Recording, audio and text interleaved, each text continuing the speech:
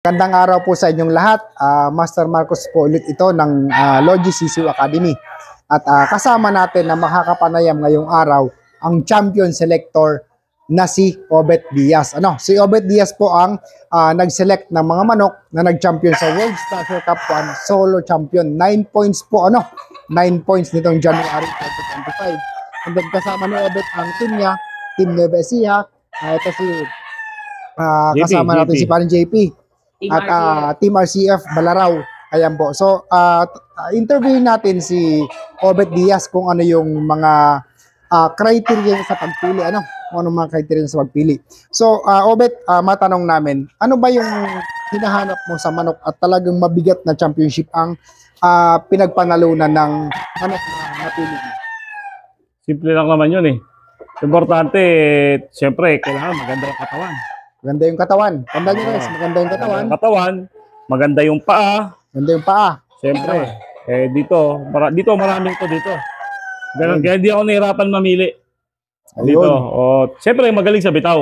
Magaling sa bitaw. Ang pinaka number 1 key ko doon, natitignan, is yung siyempre na lagi na sa ibabaw. Lagi nakaka first buckle.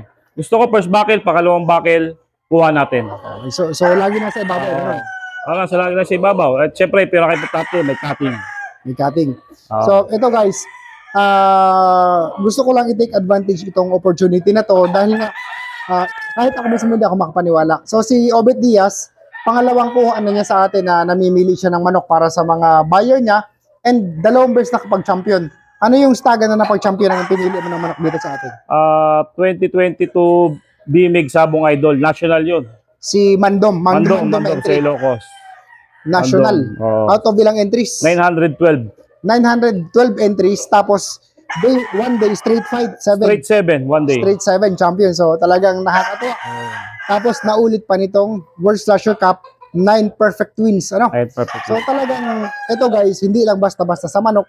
Kundi mapapansin natin, napakalaking bagay talaga ng nagse-select. Of course, kasi, kung ano ma-select ng isang magaling na selector, mapupunta sa handler. Pag magaling ang handler, mapapakilos niya, domino effect na yan, tuloy-tuloy na yan. E-score na yan. So, talagang bukod dun, Obet, yung sa shipping, paanong management ang ginagawa mo sa pag-ship ng manok? Kasi malaking bagay din yun sa pag-ship ng manok, guys. Yung ma-maintain yung overall health and moisture ng manok sa biyahe. Importante talaga, kailangan hindi ma-stress yung mga manok. So, kailangan hindi stress ang mga manok. Kailangan hindi may stress yan. Kailangan, bago may sakay sa sakyan, empty. Empty ang... So, walang pagkain. Walang pagkain. Mas maganda yun kaysa may pagkain. So, tama pala ito, Itong, anong oras na ngayon? Mag-aalas 2. So, ito yung mga napili ulit natin. Empty na sila ngayon. Napili ni Obet na empty na sila. So, ipapadala na naman to sa Nueva Ecija, sa Team RCF Balaraw.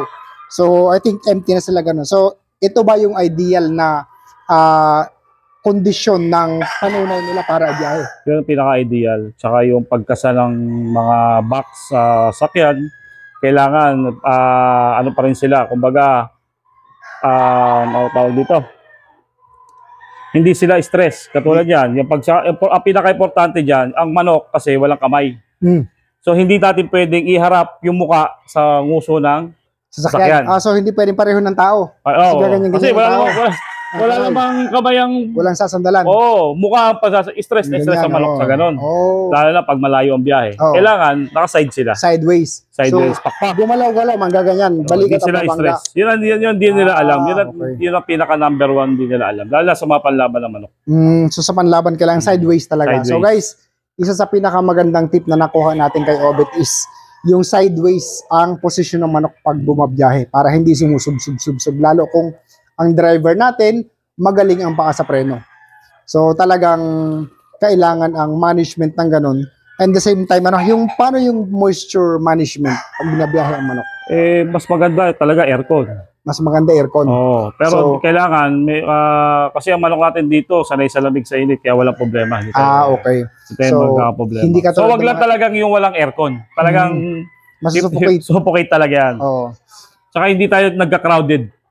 Yun ang pinaka so hindi overcapacity kasi guys, itong si Obet Diaz po so namimili siya ng mga manok dito sa atin, bukod dito sa atin sa Bicol Golden Crown Farm at sa iba-iba pang mga farm. So maraming clientele na rin itong si Obet Diaz na pinipilian niya ng mga manok bukod sa panlaban, breeding materials na din.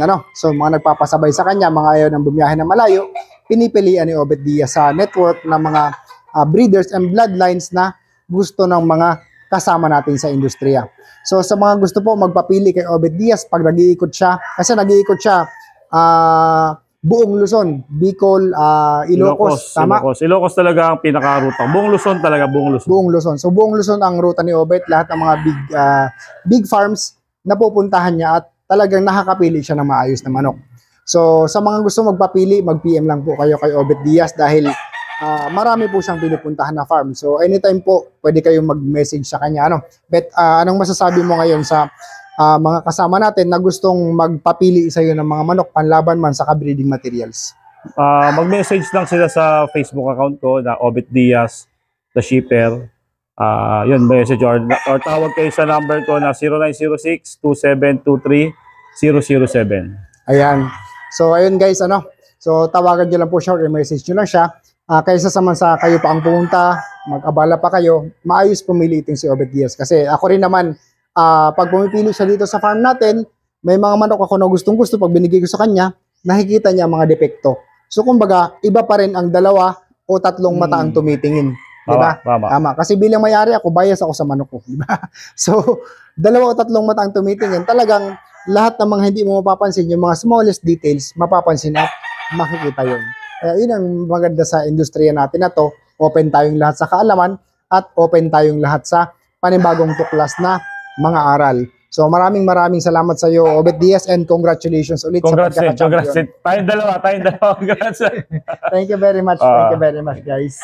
Yan lahat. And sana sa mga susunod na mga laban, abangan nyo ulit kami. Tuloy-tuloy na to. Andito na rin lang naman tayo sa industriya natin na to. So might as well na itest pa rin natin ang mga bloodline natin sa kung saan man nalabanan na abot kaya natin o kakayahan ng bulsa natin para matesting natin So sa mga kaibigan natin na nangangarap na magkaroon ng farm, magkaroon ng bloodline na maayos, matuto ng tamang selection and everything, huwag kayong mag-alala guys, kasi open naman lahat ng knowledge ngayon. So pwede kayong mag-research, pwede kayong magpa-mentor, or pwede kayong mag-enroll sa CCU Academy breeding course natin. So ituturo natin sa inyo ang tamang selection ng manok, kung anong hahanapin na genetic material, kung anong hahanapin na genetic markers sa certain bloodlines, and ituturo natin sa inyo kung paano ang ginawa natin pagbuo ng linyada dito sa mga manok natin at ang buong sistema ng pagpapalaki natin sa mga CCU natin sa farm. So thank you very much guys. Hanggang sa muli, Master Mark ulit ito at Logis lang ng CCU Academy at si Obet Diaz.